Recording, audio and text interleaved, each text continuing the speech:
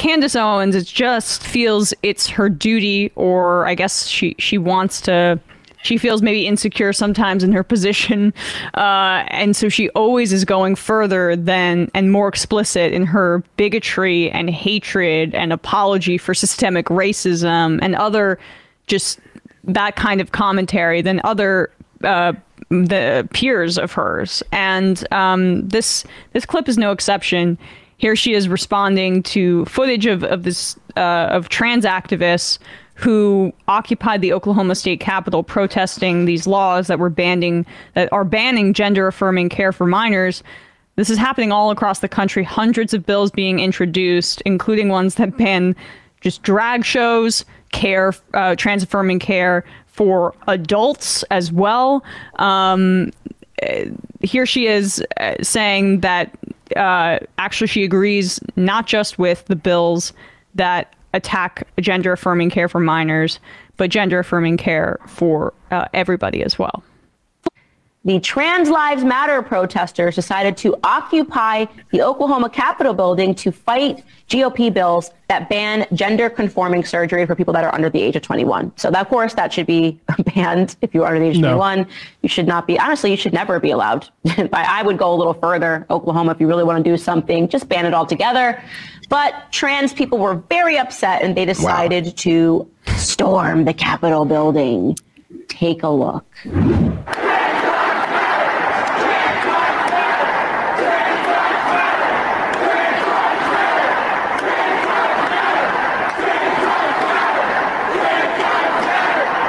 So I'm just going to come right out and say this because it needs to be said. I have such great contempt for trans individuals and everything that they are doing right now in our society. To me, I've yet to meet a trans person that I thought was a good individual. Go ahead, you can use that clip verbatim, circulate it, George Soros and your goons, because somebody needs to say it. This has gone on far enough, right?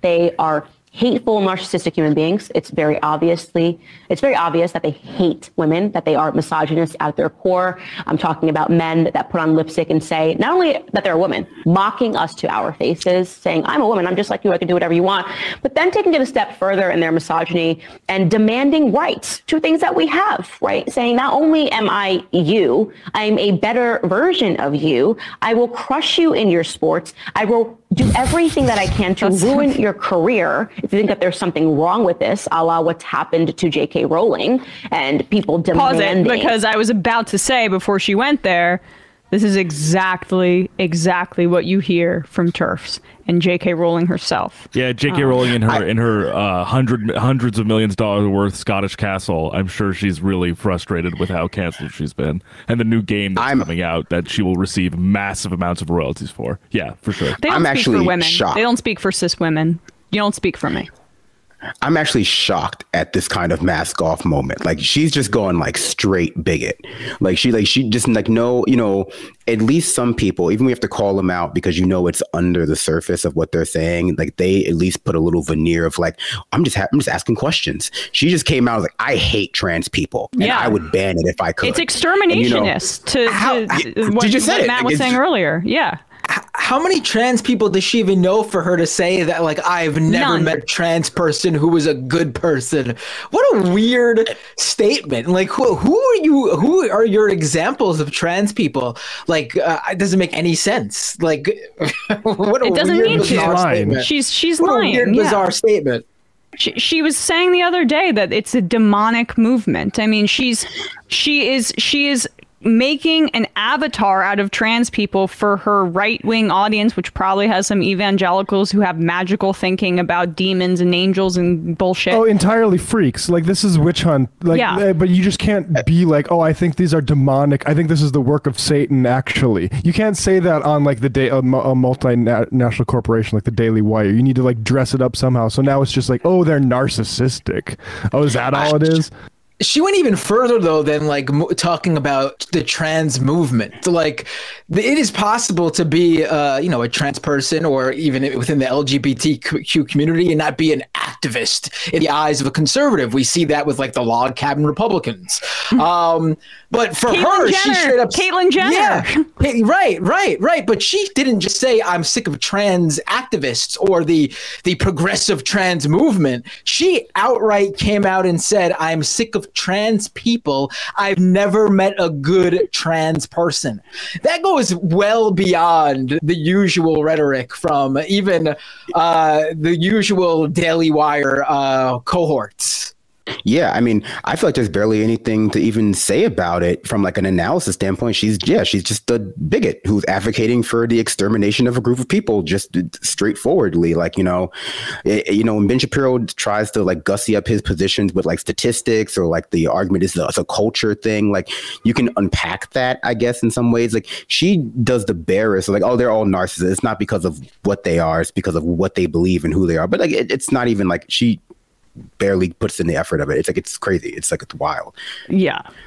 Do we want to keep going? I mean, again, like I should have put some sort of trigger warning for this hate speech that we're seeing here. This is exterminationism. Yeah. Like usually the right usually holds up their like whatever it is, like they're one of the good ones, like the good gay people. We got these lesbians on our side, the good trans people. They always have Blair White making the rounds on their shows as an example of a good trans conservative. This is her straight. Like, did she get into a fight with Blair White? Like, did she, like, what's going on here? Something is bizarre. And I don't know that this is necessarily that far off from where Matt Walsh is these days either. And I mean, and also I want to back up and say, because like one of this thing of like, they're trying to like stake out this extreme position, which is kind of like the abortion thing where it's like the after and these sorts of exceptions, right? Yeah. Trans affirming care should be offered to any child who goes through the process with doctors and they decide, oh yeah, actually, we're going to go through this process with you and monitor you through this entire thing. Like Matt Walsh was hyperventilating about some person who won a Grammy the other day and saying like, oh, notice how they got a procedure when they were 16. And he's like, oh, notice how they're not saying this to kids. First of all, the age of consent, I'd be surprised if Matt Walsh isn't aware in Germany is 16.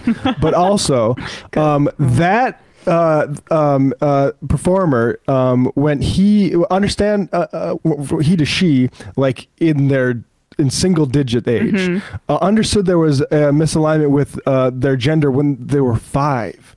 And so they went through 10 years with doctors and psychologists to deal with that stuff. And if you say like, oh, actually, we need to stop those doctors that were helping these kids for a decade and say you are limited in what you can offer them based on nothing, based on their perception of, oh, this is icky, like that's just hysterical nonsense. And it's ridiculous that it's gotten this far. And people are right. Like, we spend a lot of time on Matt Walsh and Candace Owens. This is a New York Times problem. This is a like journalists like Jesse Singal, Matt Taibbi problem. That's the problem. These people are going to do fucking witch hunts. Yeah. It's the people who are laundering them into something more reasonable who are the real problem.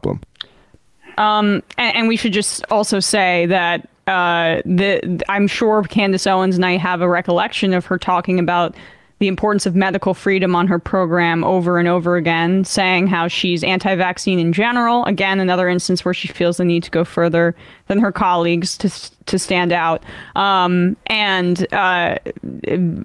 the COVID vaccine. And yet she says it should be banned for everybody. It's good to know that Ben Shapiro empowers her at his workplace, though. Good job, Ben. Yeah, good. Let's hear a little bit more. In your sports, I will do everything that I can to ruin your career if you think that there's something wrong with this, a la what's happened to J.K. Rowling and people demanding that she has her career stripped from her because she doesn't consent to this. She doesn't consent to being made obsolete by this insidious agenda, right? Not only will I do all of this, but then I will start to march in your Capitol buildings and I will demand even more rights. I will demand the rights that we can start in the classrooms, training up children to be brainwashed, to believe that they can pick their gender, to go under these procedures as young as possible, to go through with having their breast removed, to do these hormone therapies. These people are demonic. There we go. Okay, so this was the same clip, or she repeated it. Either way, they give away the fucking game when they say breasts as young as however. First of all, these top and bottom surgeries are not happening for young kids before puberty and until they have transitioned for a long period of time. If their breasts are being removed, that means it's not an 8-year-old kid. It's not a kid that young. It's a kid that has been living as that gender for a long period of time, has probably undergone hormone therapy, and has, under the supervision of doctors and with their parents, made a decision. So, and by the way, those doctors aware of all the stuff with regards to like so-called detransition, and by the way, people who detransition often retransition too. So like this is all being studied. This idea that like this is the thing. There's this like. It's the same thing with fucking COVID science, that it's the liberal media. Or are you criticizing liberal media, or is this fucking doctor in Knoxville that is offering trans affirming care? Because that's not a fucking, like, that's not Rachel Maddow. And all these folks, they do the exact same thing. That's why it's like Taibbi said, oh, we can't even have an intramural debate about if trans people are actually the prison rapists of concern at this moment. Like he said that was during his hey, why don't you watch Matt Walsh's documentary? Like yeah, it's just fucking bullshit. Again, you can have the debate, but people are going to judge you poorly for it. Like that's just the insecurity of the public intellectual, our current public intellectual class, where it's like they just think that they should be allowed to muse publicly while insisting these are private ideas or private choices that and they not are all making. Over the Times of the Post. Like, or even just on Twitter, like you're saying it out loud in a public space, and that no one has the right to react poorly to it, which doesn't speak to anything other than just like entitlement, doesn't speak to anything other than just like low self-esteem and a lack of individualism, where like you can't, like, ultimately they want to have a debate, but this is part of that debate. People telling you that you're wrong, people telling you that you're shitty for believing something. And ultimately, either you have low self-esteem where you can never get negative feedback and not feel bad about it, or you have or you believe yourself to hold these values that people are checking you on and saying you're not upholding, and you feel shame, because largely speaking, shame is what happens when you don't live up to your own expectations of yourself.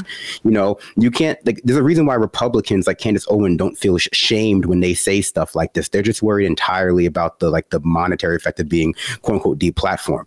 But like, if you don't like the pushback from people when you do something that they find distasteful, you need to either decide that you are going to stop doing that, stop spending time around those people, or change your belief system. But you don't have a right to tell people they can't tell you how your actions make them feel.